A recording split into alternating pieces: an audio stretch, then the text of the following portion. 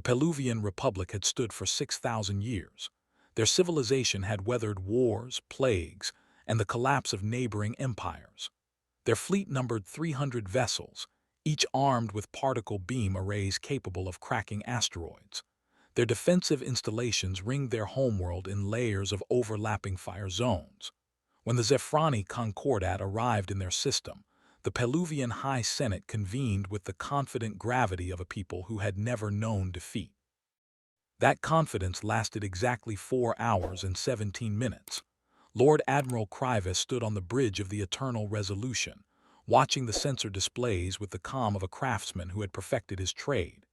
800 Concordat warships held formation around him, their hulls gleaming with the burnished silver that had become synonymous with inevitable submission across 300 star systems.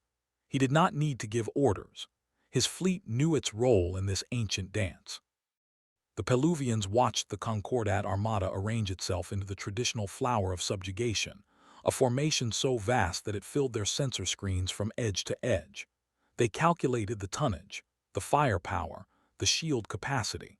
Their military advisors ran simulation after simulation, each one ending in the same conclusion. For 28 hours, the Pelluvian High Senate debated. Their generals presented battle plans that ranged from aggressive to desperate.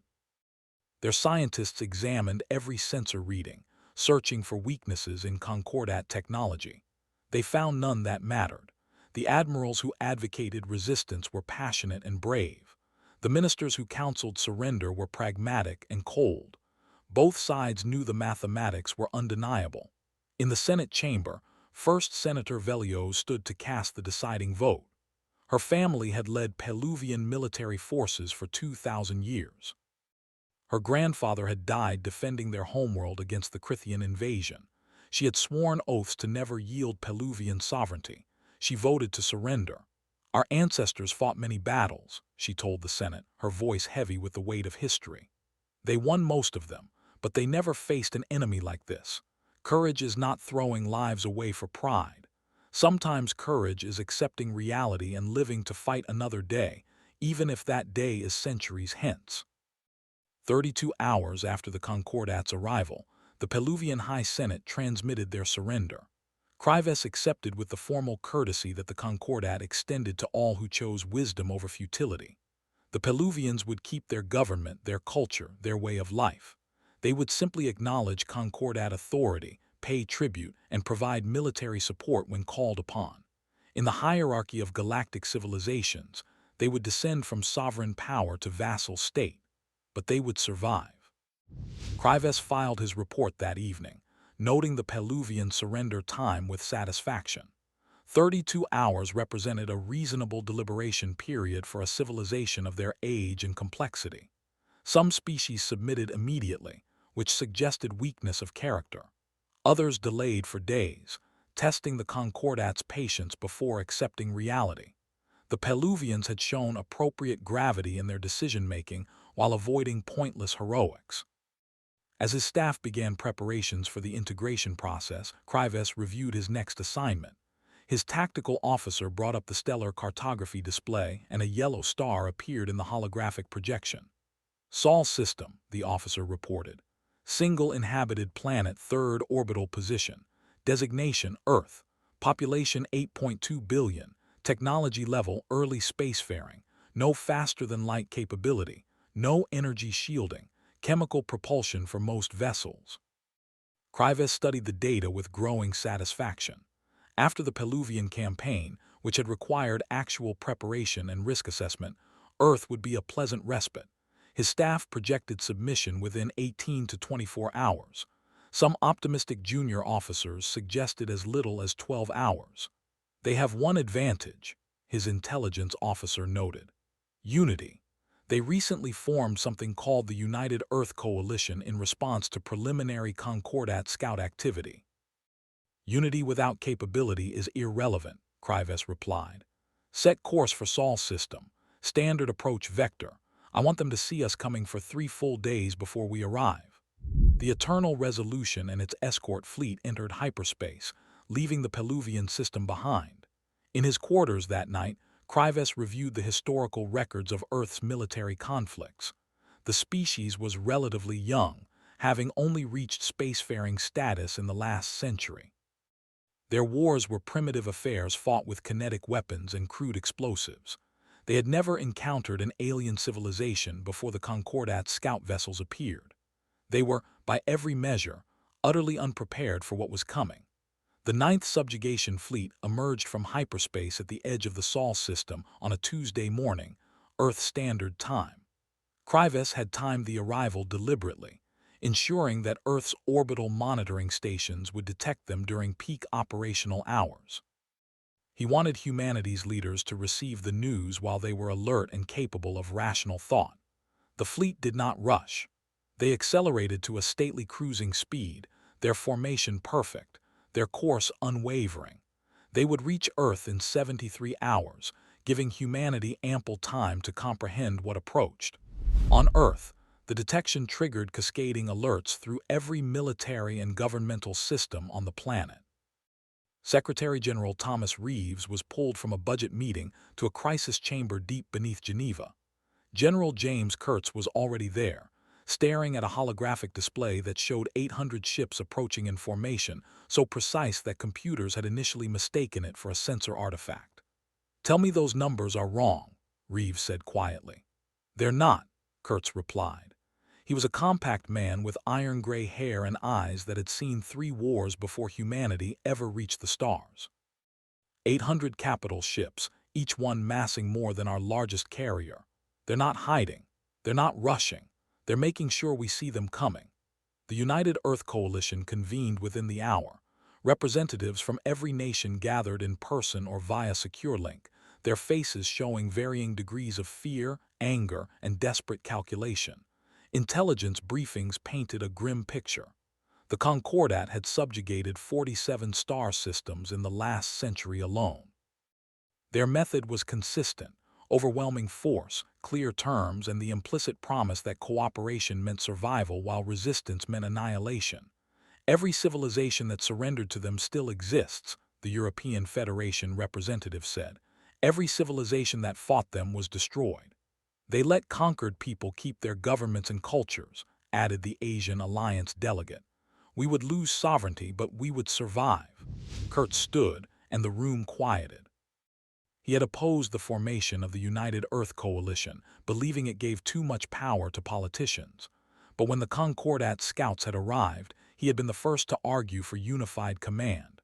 Whatever his feelings about bureaucracy, he understood that divided forces were defeated forces. "I've been studying their conquests," Kurtz said. 47 systems, 47 victories. The longest any species held out was 13 days. The Kryvess Defense Pact had 200 warships and fought for 13 days before surrendering. "That proves resistance is futile," the European representative said, "or it proves no one's tried hard enough." Kurtz's voice was flat. "The Kryvessians lost their entire fleet in 6 major engagements, then surrendered. But what if they'd kept fighting? What if they'd made the Concordat pay for every kilometer, every city, every victory until it cost more than it was worth?" "You're suggesting we fight a war we cannot win?" Reeves asked. "I'm suggesting we fight a war they can't afford," Kurtz replied. "They don't want to annihilate us, they want to rule us. That means they need us alive, functional, and eventually compliant. That gives us leverage." The debate raged for 18 hours. In the end, the vote was far from unanimous. 9 nations voted to surrender immediately, 7 voted to negotiate for better terms, and 11 voted to resist. The final tally was so close that it required Reeves to cast the deciding vote as Secretary General. He thought of his grandchildren, playing in a park in Berlin, unaware that monsters had come from the stars. He thought of the Concordat's terms, which would make Earth a vassal state, its people subjects of an empire that had conquered half the local galactic cluster. He thought of his grandfather who had fought in the Third World War and had told him, "Freedom isn't given by conquerors, it's taken." "We fight," Reeves said. The Concordat received Earth's response 72 hours after their arrival, precisely when their ultimatum expired. Lord Admiral Kryvess read the message 3 times, certain there had been a translation error. "No, nothing else. No explanation, no counterproposal, no request for better terms. Just a single word in English, followed by translations in Mandarin, Spanish, Hindi, Arabic, and 40 other human languages, as if Earth wanted to be absolutely certain the Concordat understood their answer. They must not comprehend our capability, Kryvess's tactical officer suggested. They have sensors, Kryvess replied, staring at the message. They can count our ships. Then perhaps it's cultural. Some species have religious or ideological compulsions that override survival instinct. Kryvess considered this. It was possible. The Concordat had encountered 3 species with religious objections to submission. All 3 had been annihilated when they refused to reconsider. He disliked such outcomes. Destroyed civilizations produced no tribute, required no governance, and served only as cautionary tales. Open a channel, he ordered. Broadcast on all frequencies. When the channel opened, Kryvess spoke with the measured patience of a teacher addressing a stubborn student. People of Earth, you have refused our terms. This suggests a failure of understanding. We are the Zephrani Concordat. We have brought order to 300 star systems. We do not bluff. We do not negotiate. We demonstrate, you comprehend, you submit. This is the natural order of power. You have courage, but courage without wisdom is suicide. We will demonstrate our capability. Then you will reconsider. You have 12 hours. He closed the channel and nodded to his weapons officer. Target their military satellite network. Precision strikes. Disable but do not destroy. Let them watch what we can do. The demonstration was surgical. Concordat lance beams reached across the void and touched Earth's military satellites with precision measured in centimeters. 43 satellites went dark, their systems fused by directed energy. Not destroyed, simply rendered inert. The message was clear. We can reach anything in your orbit and we can do it without wasting ammunition. Kryvess waited for the reconsideration. Instead, humanity launched its fleet. 122 warships accelerated from Earth orbit, from lunar anchorages, from hidden positions in the asteroid belt. They were crude things built for patrol duty and pirate suppression, not fleet combat. Their weapons were railguns and missile batteries. Their armor was layered titanium and ceramic composites. Against the Concordat's energy shields and directed energy weapons, they were the equivalent of bronze spears facing modern artillery. But they came anyway. Kurtz watched from his command center as humanity's entire military space capability accelerated toward an enemy that outmassed them by a factor of 50. He knew what the next hours would bring. He had run the simulations 1,000 times, each one ending in defeat. But he had also studied every Concordat campaign, looking for patterns, for weaknesses, for any edge that might exist.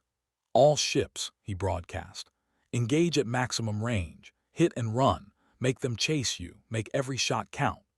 The first engagement lasted 43 minutes. Human railguns hammered at Concordat shields, causing them to flicker and fade but rarely penetrate. Human missiles were intercepted by point defense systems that tracked and eliminated threats with mechanical precision. When Concordat warships returned fire, human ships died. The carrier Washington took a direct hit and broke apart, spilling atmosphere and debris. The destroyer Nelson lost its engines and tumbled helplessly. The cruiser Mumbai's magazine detonated, creating a brief new sun in Earth's orbit.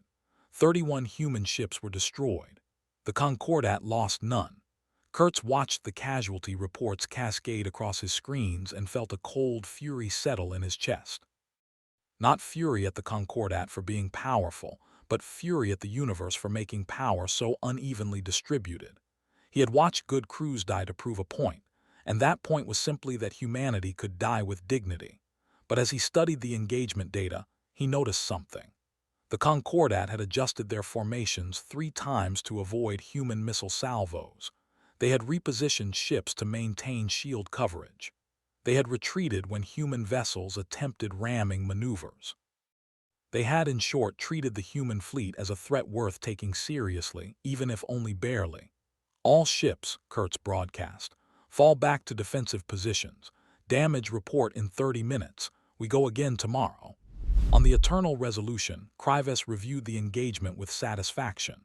The human fleet had fought bravely, as many species did in their first real taste of Concordat power. They would now understand the futility of resistance. He composed another message to Earth's leadership, praising their courage while urging them to accept reality. General Kurtz's response arrived 6 hours later. "Courage isn't something you give out like medals. You take it. We're taking ours back. Tomorrow, same time. Bring more ships if you're worried." Kryvess stared at the message, feeling something he rarely experienced: confusion. The tone was wrong. Species that had just lost 30% of their fleet in a single engagement either surrendered or descended into despair. They did not issue challenges. "Analysis," he demanded. "Cultural profile. What am I missing?"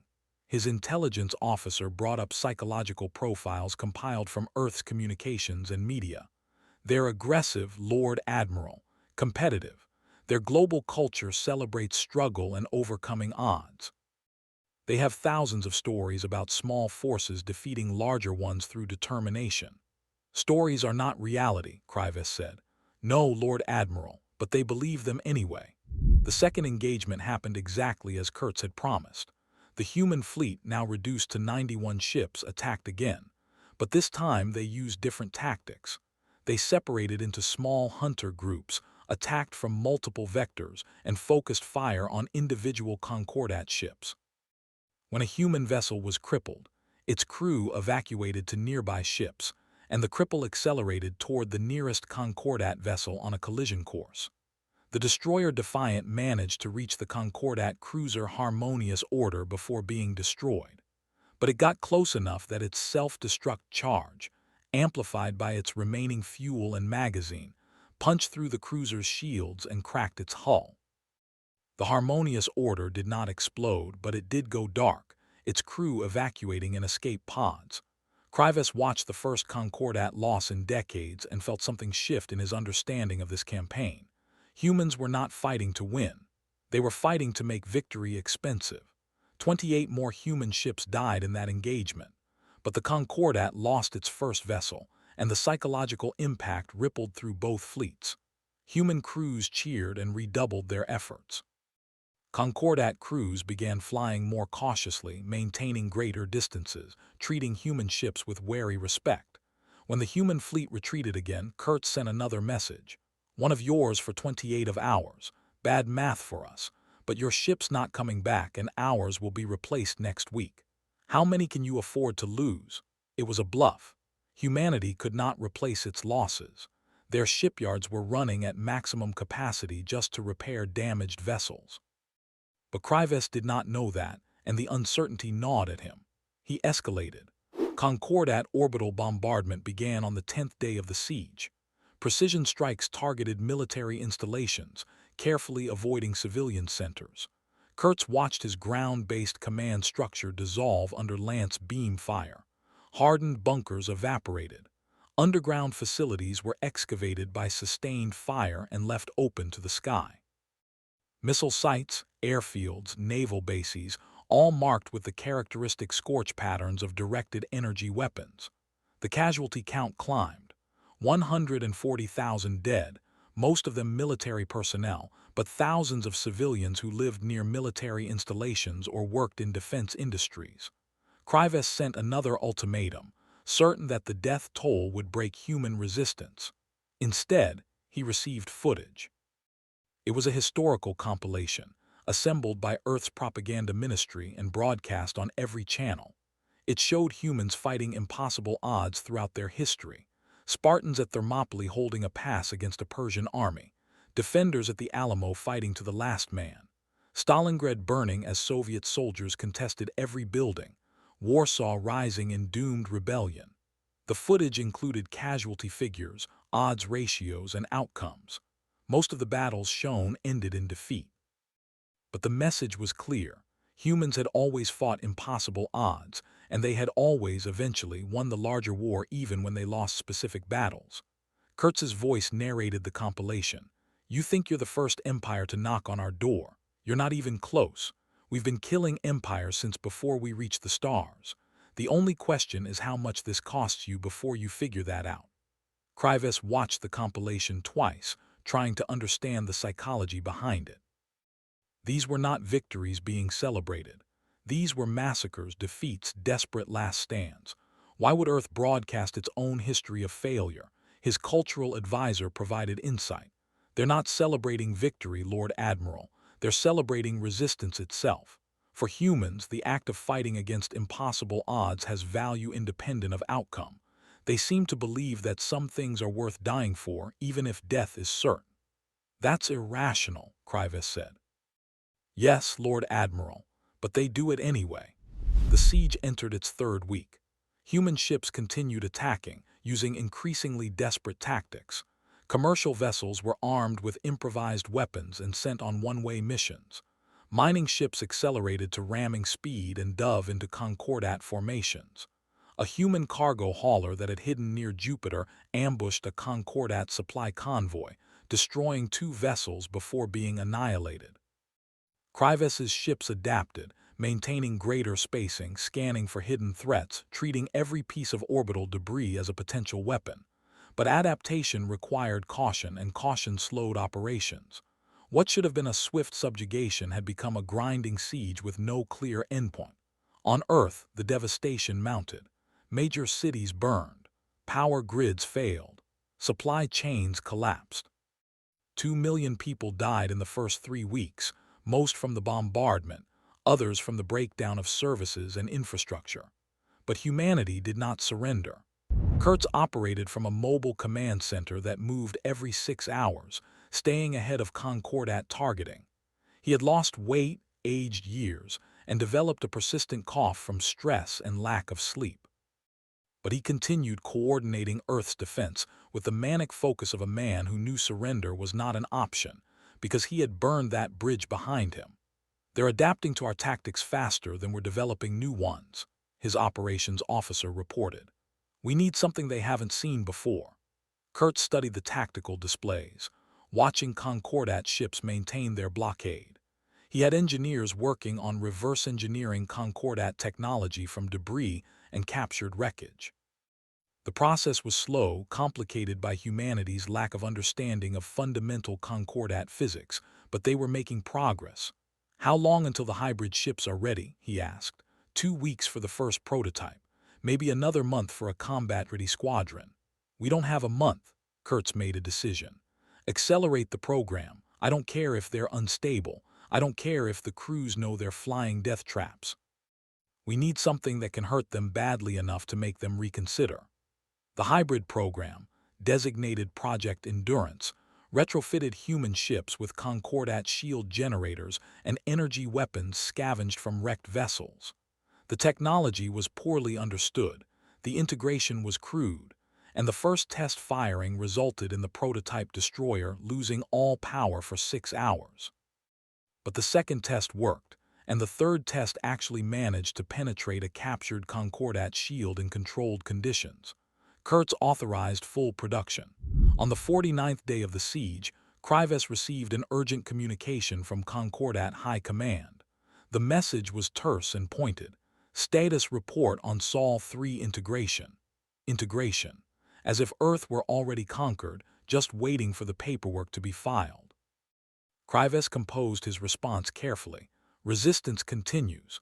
Local population demonstrates unusual persistence. Require additional time to achieve compliance without violating civilian casualty protocols. The reply came 8 hours later. 49 days is unacceptable. You have been at Sol 3 longer than the previous 8 campaigns combined. Recommend immediate escalation or strategic withdrawal. Strategic withdrawal. The words hung in Kryvess's mind like an accusation.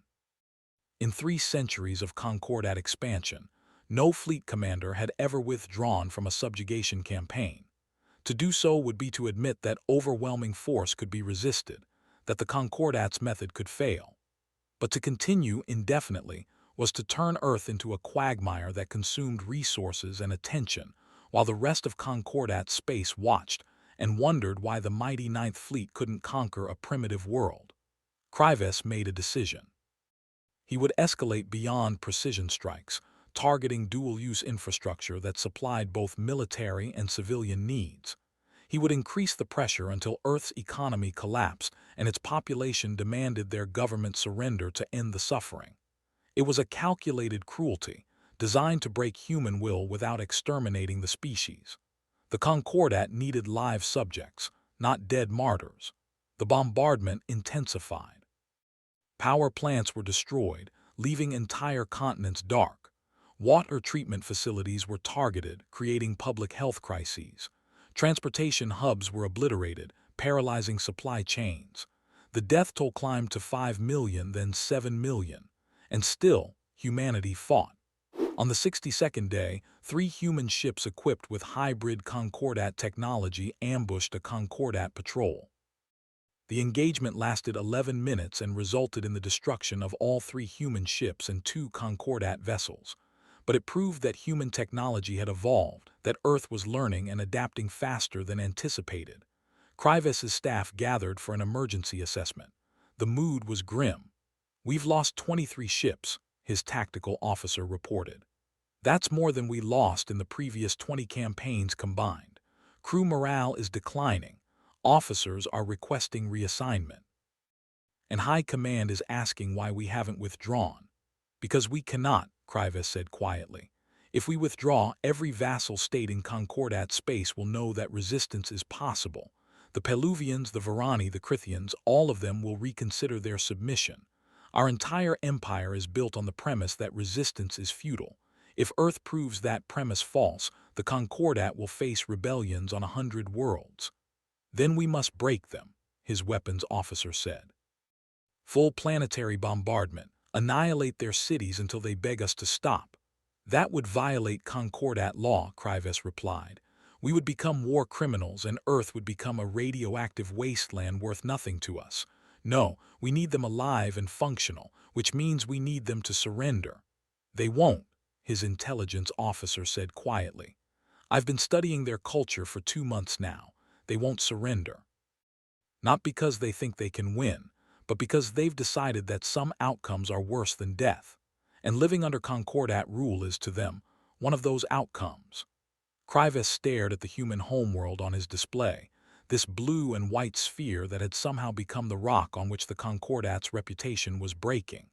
He had underestimated them. He had treated them as he treated every other species, assuming that rational beings would choose survival over pointless death. But humans were not rational, not in the way the Concordat understood rationality. They calculated differently, weighing intangibles like dignity and freedom against tangibles like casualties and resources. And by their mathematics, the equation balanced in favor of continued resistance. On the 71st day, Kryvess received orders from High Command. Complete subjugation within 10 days or withdraw. The Ninth Fleet has become a symbol of Concordat weakness. This cannot continue. 10 days. Kryvess looked at the tactical situation and knew it was impossible. He could not break human resistance in 10 days without committing atrocities that would haunt the Concordat for centuries. But he could not withdraw without admitting defeat. He sat alone in his quarters that night, staring at strategic projections that all led to the same conclusion. Every model showed that complete subjugation would require at least 6 more months and cost perhaps 200 ships. The Concordat would win eventually through sheer attrition, but the cost would be unprecedented, and every day the siege continued sent a message to every vassal world: resistance is possible. He thought of his career, his reputation, the 300 systems that bore Concordat rule because commanders like him had never failed. He thought of the human broadcasts, their defiant messages, their willingness to die rather than kneel. And he made a decision that would either save his career or end it. He requested direct communication with Earth's leadership. The request surprised everyone, most of all Secretary General Reeves and General Kurtz. They accepted the call, curious what the Concordat commander wanted after 71 days of siege. Kryvess appeared on their screens, his reptilian features showing signs of strain that human eyes were learning to read. "I wish to understand," he said without preamble. "You cannot win this war. You must know this. Your casualties are catastrophic. Your infrastructure is destroyed. Your fleet is decimated. Why do you continue?" Kurtz leaned forward, his eyes locked on the alien commander. "Because you made a mistake on day 1. "What mistake?" You thought we'd calculate the odds and surrender, but you know what? We did calculate the odds. We knew we'd lose. We accepted that before your first ship fired. The question was never whether we could beat you. The question was whether we'd let you beat us without making you pay a price so high that you'd regret ever coming here. That is irrational, Kryvess said. No, Reeves interjected. That's human. You want to understand us. Here's the thing about humanity. We're really good at losing battles. We've had lots of practice. But we're also really good at making losses so expensive that we win the war anyway. You want Earth. You can have it. But the price is your fleet, your reputation, and the message you're sending to every species watching this. And they are watching, aren't they? Kryvess was silent for a long moment. Then he asked, what would it take for you to surrender? More than you can offer, Kurtz replied. Because surrender means living under your rules, following your orders, becoming part of your empire. And we've decided that's not acceptable, not at any price. Then you choose extinction. No, Kurtz said. We choose resistance. There's a difference. Extinction is what happens when you stop fighting. Resistance is what happens when you decide some things matter more than survival. You can kill us all, but you can't make us submit. And as long as one human is still fighting, we haven't lost. The communication ended. Kryvess sat in silence, understanding finally settling over him like a shroud. He had not been fighting a military campaign. He had been fighting a philosophy. A worldview so fundamentally different from Concordat thinking that he had failed to recognize it for what it was. The Concordat conquered through overwhelming force combined with the promise of survival. Their method worked because every rational species eventually calculated that submission was better than annihilation. But humans had rejected that calculation. They had decided that some futures were worse than no future, and they were willing to die to avoid those outcomes. Against such a species, conventional subjugation was impossible. Kryvess composed his final orders. He would withdraw, spinning it as a strategic decision rather than a defeat. He would cite the need to preserve fleet strength, the lack of strategic value in Earth's system, the inefficient resource allocation of a prolonged siege. He would use every euphemism in military vocabulary to avoid the word failure. But he would withdraw. On the 79th day of the siege, the Concordat Ninth Fleet began jumping out of the Sol system. They did so in perfect formation, maintaining the dignity and precision that characterized all Concordat operations. But they left, and humanity watched them go with a mixture of disbelief and exhaustion. Kurtz stood in his command center, staring at the displays showing Concordat vessels vanishing one by one into hyperspace. He had not slept in 2 days. His hands shook from stimulants and stress. Around him, officers were crying, laughing, or simply staring in silence at the impossible thing that had just happened. "Did we win?" someone asked. "No," Kurtz said quietly, "but we didn't lose, and sometimes that's enough." Earth began counting its dead. 9 million casualties, 40% of orbital infrastructure destroyed, 63% of the fleet lost, 20% of industrial capacity eliminated. The planet would take decades to recover, perhaps longer, but it would recover as a free world, not a vassal state. In the Pelluvian Republic, First Senator Velios watched the Sol 3 transmissions with growing fascination. For 4 months, she and her intelligence committee had monitored Earth's resistance, studying human tactics with the careful attention of military scholars. The Concordat had tried to suppress information about the siege, but data leaked through vassal state communications networks. Every conquered world was watching. Velios saw something in Earth's resistance that resonated with her own shame. When she had voted to surrender, she had told herself it was wisdom. She had convinced herself that her ancestors would understand. But watching humans die by the millions rather than submit, she realized she had not been wise. She had been afraid.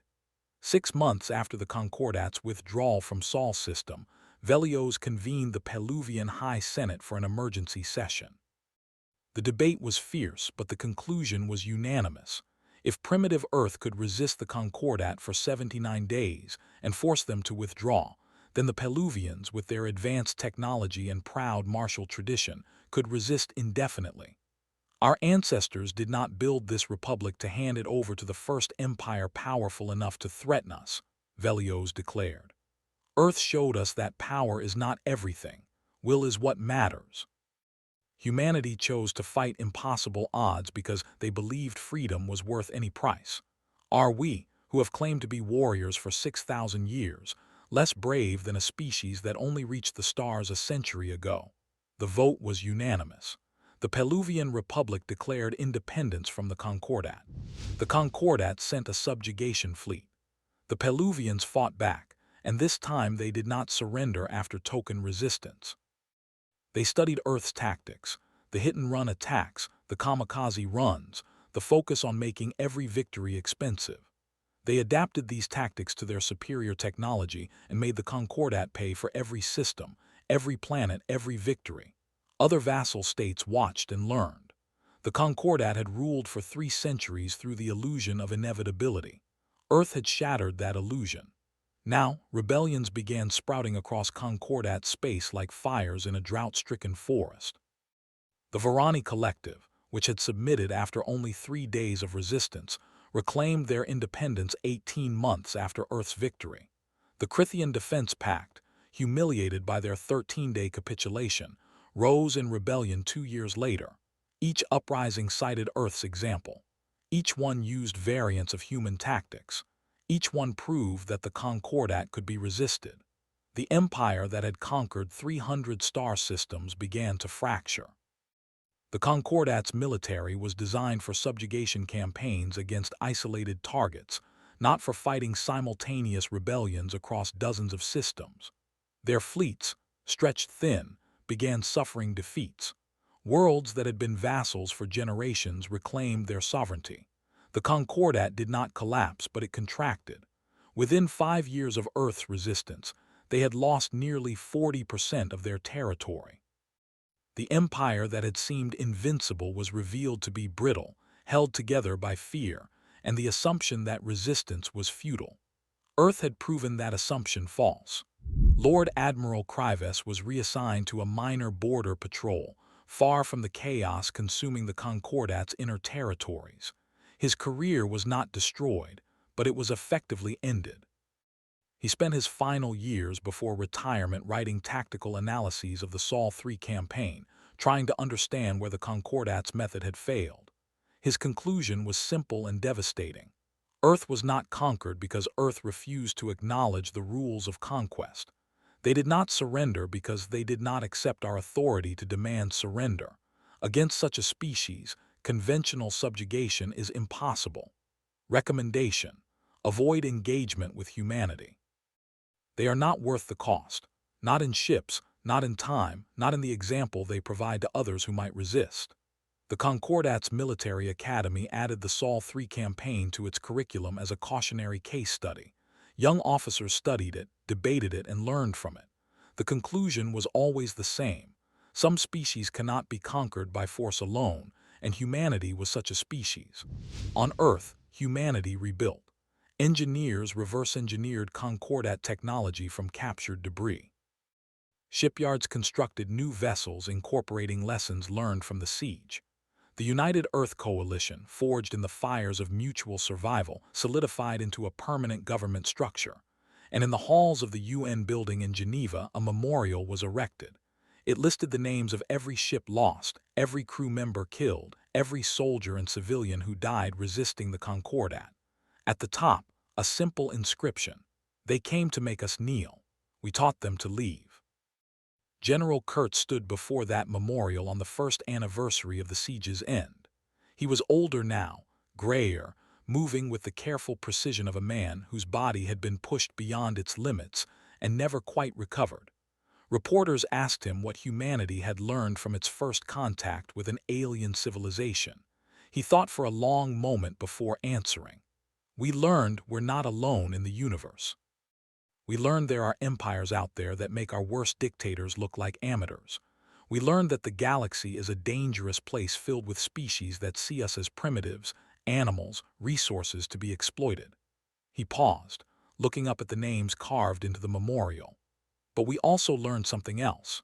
We learned that those empires, for all their power and technology, can be resisted.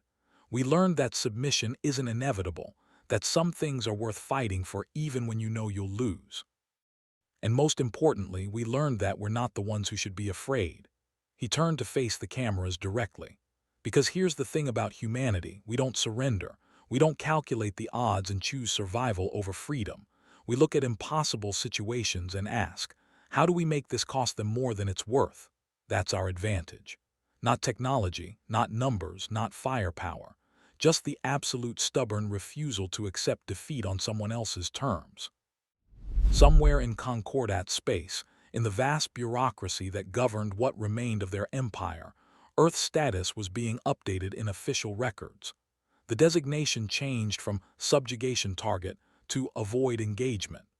In the comments section, a note was added by an intelligence analyst who had studied the Sol 3 campaign extensively. Humanity represents a new category of species, unconquerable by conventional means. They possess neither superior technology nor numerical advantage, yet they demonstrated sustained resistance against overwhelming force for 79 days. Analysis suggests this resistance could have continued indefinitely, as human psychology does not incorporate the concept of unwinnable wars. Recommend permanent exclusion from Concordat expansion planning. Species designation updated to Deathworlder. Threat level, extreme. The analyst closed the file and moved on to other assessments, unaware that this single report would change Concordat policy for the next century. Earth was marked on every military star chart with a warning symbol, the first time such a designation had been applied to a species the Concordat had actually engaged. And in the cold mathematics of interstellar empire building, that symbol meant more than any military victory could have achieved. It meant that humanity, despite losing nearly every battle, had won something more valuable. They had proven they could not be conquered. And in a galaxy where power was measured by the ability to subjugate others, being unconquerable was its own form of victory. The siege of Earth ended not with triumph or defeat, but with a question that would echo across the stars for generations.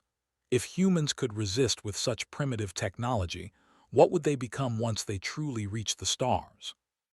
The Concordat did not want to find out. Neither did the dozen other empires that quietly updated their expansion plans to exclude Sol's system. Humanity had not won the war for the galaxy, but they had won the war for Earth. And in doing so, they had issued a declaration to the universe. We are here. We will not kneel. And we are just getting started.